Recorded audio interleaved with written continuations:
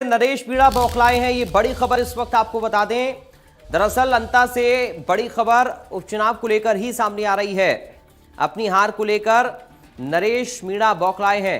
हार के बाद बौखलाए हैं नरेश मीणा। नरेश मीणा ने प्रमोद जैन भाया के घर घुसने की कोशिश की है। देखिए, प्रमोद जैन भाया जो कांग्रेस के प्रत्याशी जीते, उनके घर घुसने की कोशिश की। हार के बाद नरेश मीणा बौखलाए हैं। नरेश मीणा ने प्रमोद जैन भाया के घर घुसने की कोशिश की है। ये बड़ी जानकारी इस वक्त सामने आ रही है। अंता विधानसभा उपचुनाव के नतीजे के बाद ये बड़ा अपडेट मिल रहा है। अंता में कांग्रेस की जीत हुई है। कांग्रेस ने अंता सीट पर अपना परचम लहराया और उसके बाद देखिए नतीजा जब आया तो हार के बाद नरेश मीणा बौखला गए और प्रमोद भाया के घर घुसने की कोशिश नरेश मीणा ने की है। बड़ी जानकारी इस वक्त आपको बता रहे हैं। अंता से हार के बाद बौखलाए हैं नरेश मीणा। प्रमोद जैन भाया के घर घुसने की कोशिश की है नरेश मीणा ने। ये बड़ी जानकारी अंता से इस वक्त सामने आ रही है। उपचुनाव को लेकर यह खबर है। उपचुनाव में कांग्रेस के प्रत्याशी प्रमोद जैन भाया ने जीत दर्ज कर ली है।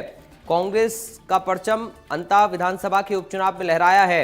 यहां पर प्रमोद जैन भाया जीत गए हैं और अपनी हार से बौखलाए हैं नरेश मीणा। प्रमोद भाया के घर घुसने की उन्होंने कोशिश की है।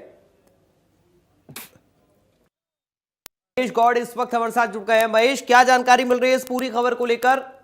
जी पराग, मैं आपको बताऊं कि जहां यहाँ मतगणना के बाद परिणाम घोषित हुआ तो लगातार शुरू से लेकर एंड तक प्रमोद भाया आगे की ओर थे और प्रमोद भाया ने कुल मिला के 15,594 की जीत से अपने जीत का परचम लहराया है।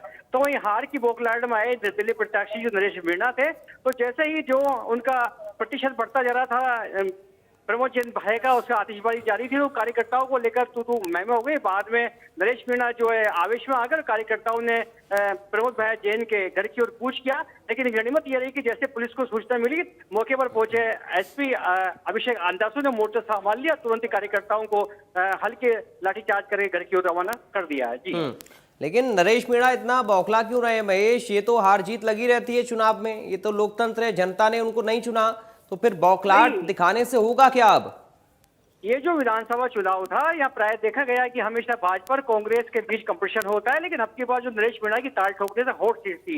लेकिन सबसे बड़ा समीकरण उलटफेर होने से जो खुद मीणा समाज के लोग थे, जो कट्टर कांग्रेसी लोग थे, जबकि इससे जो कांग्रेस को नुकसान होना था, बल्कि चुनाव के परिणामों ने सिद्ध कर दी कांग्रेस को नुकसान नहीं होकर बीजेपी को नुकसान रहा और बीजेपी की प्रतिष्ठा धूमिल हो गई। जी पराग, अभी नरेश मीणा क्या कह रहे हैं? क्योंकि जाहिर है बौखलाहट इस बात की भी हो सकती है कि सरकार है बीजेपी की और उनको हार का मुंह देखना पड़ा है।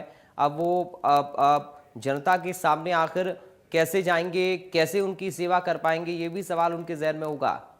नहीं, कुल मिला के ये लाजमी होगा कि नरेश मीणा तीसरी बार चुनाव हारे। वास्तव में नरेश मीणा अगर थोड़ा पैसेंस रखते हैं और चुनाव को लेकर वो अगर थोड़ा जो कांग्रेस पार्टी या कांग्रेस के आलाकमान नेता जो उनसे बोलते थे, अगर उनकी बात को मानते तो निश्चय आने वाले समय में कहीं न कहीं विधानसभा से नरेश मीणा को टिकट मिलता, चुनाव जीतते।